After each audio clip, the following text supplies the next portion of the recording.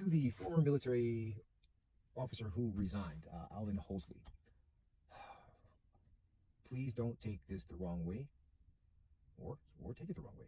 First of all, thank you for your service, and I appreciate why I feel you resigned from the military with all this Pete Heads, whatever his name is, crap going on.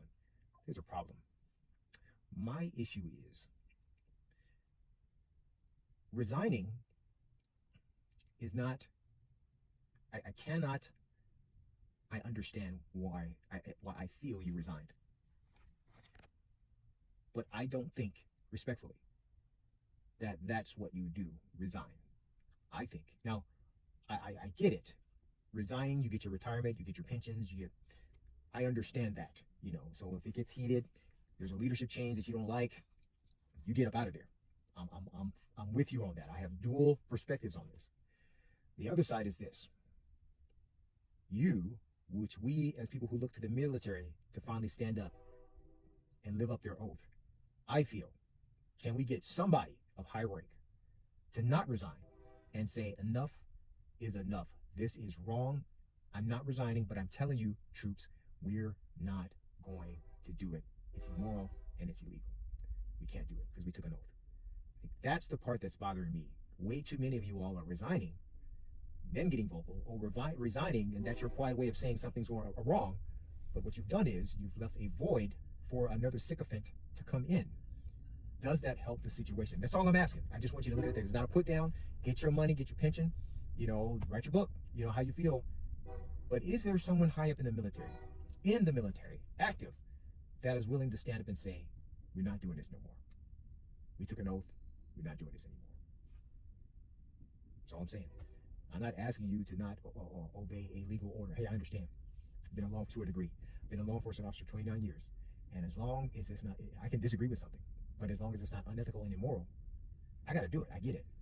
But what I'm saying is, if it is an ethical issue and a moral issue, by my own oath, I have to fight against it. It supersedes rank. So if I can understand that at my small level as a law enforcement professional at one time, why can't I look to you, the example of where quasi-military police work comes from, to do the same? It's just a thought.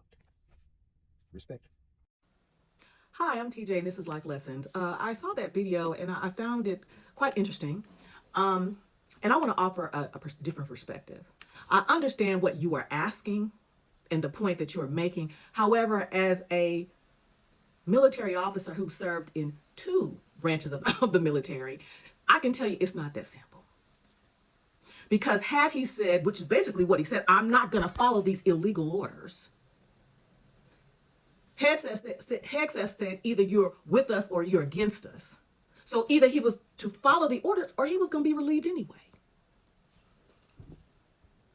As a former human resources officer in the Army and the Navy, specifically as it relates to the Navy action officer or officer performance and conduct or misconduct, ultimately what would have possibly happened is he would have been relieved for cause or lack of confidence. Because as a leader, when you say to the troops, follow me, if you ain't got nobody behind you, you're just taking a long walk. Okay? Because you're talking about the Secretary of Defense and the President. The President and the SecDef had already relieved senior leaders anyway. So regardless of you say that it just leaves room for another sycophant to come in, they're coming in anyway. Because you will be relieved and they're going to bring on who they want. Just like C.Q. Brown. I think he was the chairman of the Joint Chiefs, I think. But at any rate, instead of keeping him on, they relieved him and brought in somebody who was lower ranking than him to ensure they did the bidding. So I understand what you're saying in theory, but it don't work like that. Because what would have undoubtedly happened, they would have tried to besmirch his record. We see it play out in real time. And when you have been relieved of command at that level, where are you going? Where are you going? That is why he decided to leave on his own terms and retire on his own terms, because now they are going, he's going to be called, they're going to call for his testimony. Because it's not about whether or not he was going to get his retirement, because, you know, honorable service, he's going to get that.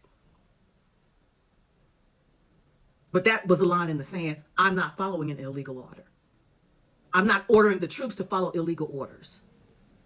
So they would have either, like I said, either resigned or they would have relieved him. So, I'm making this duet because I saw the comments like, yeah, people saying, yes, why don't you just stand up? He did stand up. He did stand up. And now all eyes on what's happening. Those are my thoughts. What do you guys take that with you?